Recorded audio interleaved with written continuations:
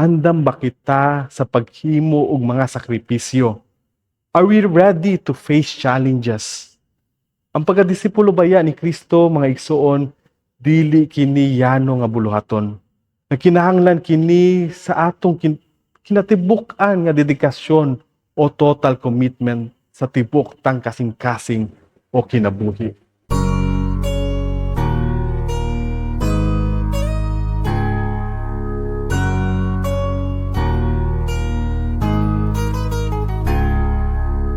Mga kaigsunan ko diha ni Kristo, maayong adlaw kanyang tanan.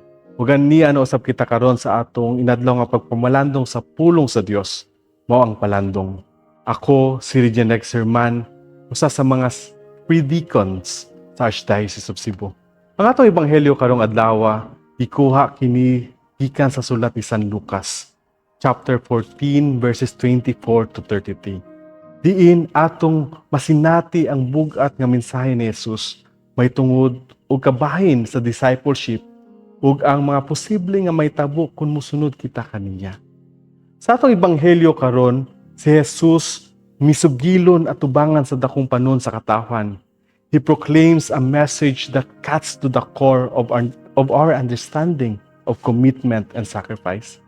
Kinsa katong muani kanato ug wala magdumot sa iyang amahan ug inahan, asawa ug mga anak, o baka sa iyang igsuon, bisan sa iyang kaugalingong kinabuhi, dili mamahimong akong disipulo.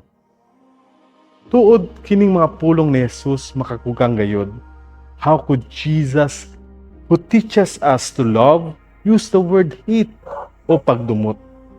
May igsuon, may danon kaayo nga atong sabton ang mensahe ni Jesus. Diin siya migamit og hyperbolic language aron makita niya ang radikal ug nakalain-laing kinaiya sa mga tao may tungod sa commitment. Ang atong pagigugma kang Kristo kinahanglan nga labaw pa sa bisan kinsa nga tawo o butang dinhi sa kalibutan.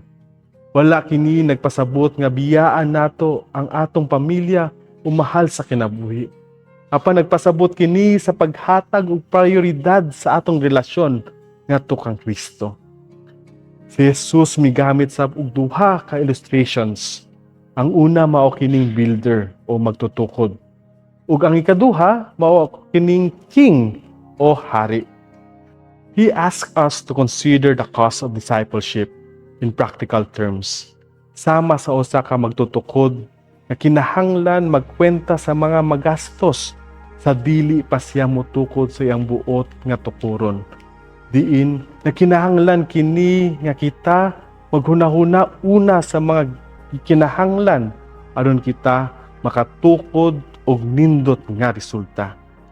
Sama nga kung kita mosunod ni Kristo, kinahanglan atong sabton og planuhon pag-ayo kung unsa ang atong gusto ug buhaton sa atong kinabuhi aron makahimo kita sa pagsunod kaniya nga matinud-anon ug malipayon.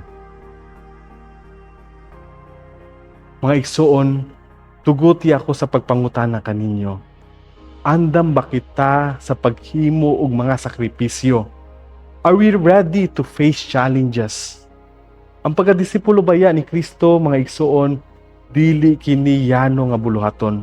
Nakinahanglan kini sa atong kinatibuk-an nga dedikasyon o total commitment sa tibok tang kasing-kasing o kinabuhi.